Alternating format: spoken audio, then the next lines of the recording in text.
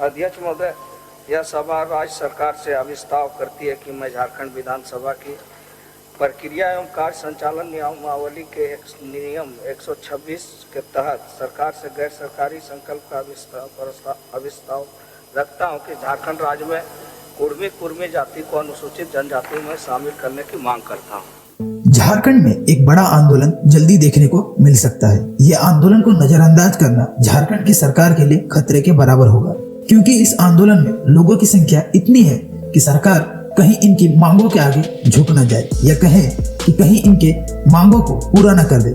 जी हाँ, हम बात कर रहे हैं कुर्मी समाज की।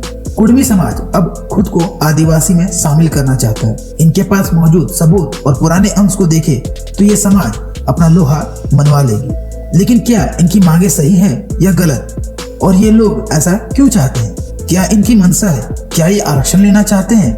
क्या ये आदिवासी की हक को पाना चाहते हैं या सच में ये आदिवासी हैं? आज हम इन्हीं सवालों के जवाब को इस वीडियो में ढूंढने की कोशिश करेंगे। तो आपसे रिक्वेस्ट रहेगी कि आप इस वीडियो में बने रहें और अंत में आपका सुझाव हमारे लिए काफी महत्वपूर्ण है, तो अपनी राय देना हमें बिल्कुल ना भूलें। जोहार दोस्तों, आप सभी का एक बार फिर से स्वागत है आपके आदिवासी यूट्यूब चैनल ट्राइबल टीवी पर। तो दोस्तों, एक छोटी सी सूचना मैं आपको देना चाहूंगा कि इस चैनल का नाम मुंडारी न्यूज जगत से अब ट्राइबल टीवी रख दिया गया है। तो दोस्तों, आप बिल्कुल भी कंफ्यूज ना हो, यानी कि कहे तो काम वही बस सोच नहीं। तो दोस्तों, अगर आपने अभी तक हमारे इस ट्राइबल टीवी यूट्यूब चैनल को सब्सक्राइब नहीं किया है तो जल्दी से इसे सब्सक्राइब कर दें और बेल आइकन को जरूर दबाएं ताकि आपको हर वीडियो की नोटिफिकेशन जल्दी मिल सके। कुर्मी समाज है क्या यह आदिवासी है या नहीं? इन्हीं सवालों के जवाब को ढूंढने से पहले हम आज के स्पॉन्सरशिप के बारे में बात कर लेते हैं।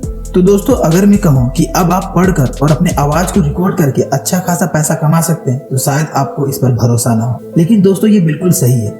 अभी जो आप स्क्रीन पर देख रहे हैं यह है इंडियन टीटीएस, जो एक बिल्कुल भारतीय वेबसाइट है जहां पर आप किसी भी भाषा पर, जिस भाषा पे आपको अच्छी खासी पकड़ हो, आप उस भाषा को सेलेक्ट करके दिए गए सेंटेंसेस को पढ़कर आप उसे रिकॉर्ड करके अच्छा खासा इनकम कर सकते हैं। आप अपनी अर्निंग को आसानी से पेटीएम के थ्रू ट्रांसफर भी कर सकते हैं। और दोस्तों, सबसे बड़ी बात है कि आप जब इस वेबसाइट को अपने दोस्तों के साथ शेयर करते हैं तो आपको एक अच्छा खासा बोनस भी मिलता है। तो दोस्तों, जल्दी से इसे अपने दोस्तों के साथ शेयर करें और बाकी की जानकारी आपको डिस्क्रिप्शन पर मिल जाएगी। चलिए वीडियो में आगे बढ़ते हैं। कुर्मी समाज का कहना है कि 1950 में एक साजिश के तहत कुर्मी को एसटी की सूची से निकाला गया।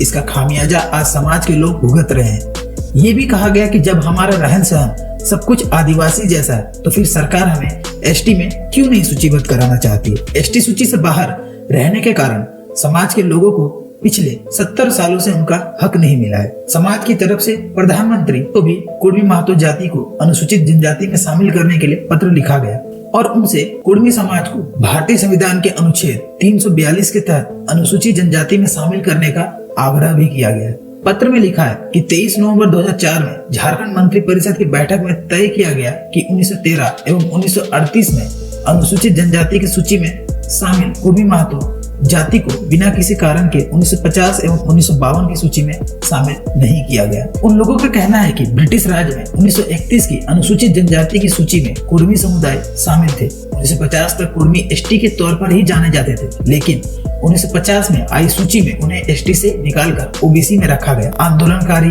कुर्माली भाषा को भी संविधान के 8वें शेड्यूल में शामिल करने की मांग कर रहे हैं। झारखंड में अपनी आबादी को लेकर कुर्मी समाज के लोग मानते हैं कि आबादी 22% के करीब है।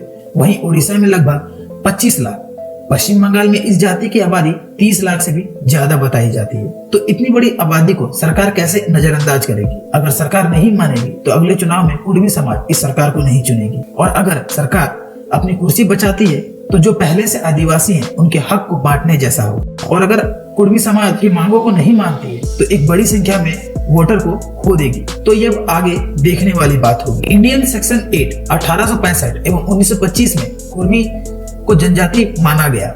यह वर्ष 1913 में भारत सरकार की अधिसूचना संख्या 550 और 25 मई 2013 को जारी गजट ऑफ इंडिया के पेज नंबर 471 में प्रकाशित हुआ है, जिसमें 13 जातियों के साथ कुर्मी को एसटी माना गया। समाज का कहना है कि कुर्मी जाति के लोग पिछड़ा वर्ग के तहत आते हैं। ये उत्तर प्रदेश और बिहार के कुर्मी समुदाय से अलग हैं। इन्हें कुर्मी महतो कहा जाता है। कुर्मी खुद को झारखंड का बताते हैं। ध्यान रहे, कुर्मी महतो जाति के लोग देश के 4 राज्यों झारखंड, असम, उड़ीसा के कुछ हिस्सों और पश्चिम बंगाल में भी मौजूद है। कुर्मी समुदाय को आदिवासी का दर्जा देने की मांग सबसे पहले वर्ष 2005 में हुई थी। इस समय झारखंड में कुर्मी समुदाय ओबीसी में शामिल है। झारखंड की सरकारी नौकरियों में भी इस समुदाय की अच्छी भागीदारी है। पश्चिम बंगाल की अगर बात करें तो पुरुलिया, बांकुड़ा और मिदनापुर में इनकी अच्छी आबादी है। यह जिले झारखंड के पड़ोसी भी है। इसी तरह उड़ीसा के मयूरभंज और क्योंझार जिले में इस समुदाय की अच्छी आबादी है। यह दोनों जिले भी झारखंड के पड़ोसी हैं। वहीं अगर आदिवासियों के कुछ नेताओं की बात करें तो उनके मुताबिक कुर्मी महतो जाति या किसी भी अन्य बड़ी जाति समूह को वोट के लोभ लालच और राजनीतिक फायदे के लिए